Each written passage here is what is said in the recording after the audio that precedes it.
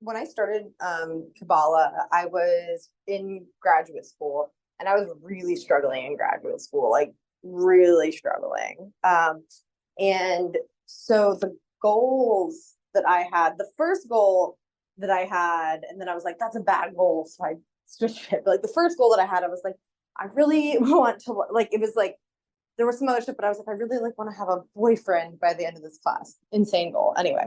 Um, and I was like, okay, I want to be like working in a job that uses my degree by the end of this class because I was set to graduate about 6 months into the class. I was like, I really want a job that like pays me well and uses my degree and is doing what I want to do and is going to help me.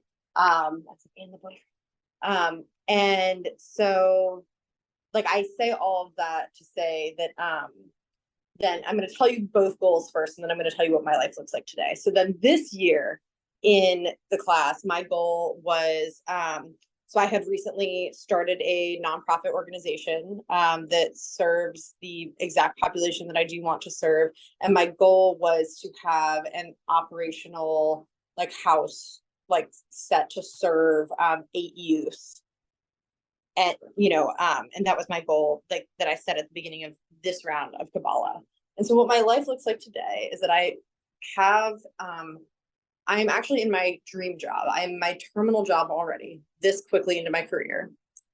I I do have a nonprofit organization, and we are on track to start a home that serves 8 youth, 6 to 8 youth. And I do have a wonderful boyfriend.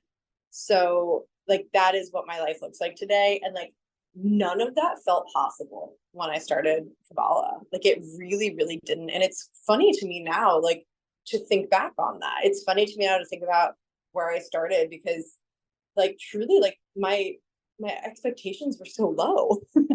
um, but yeah, that's been my experience. Thanks.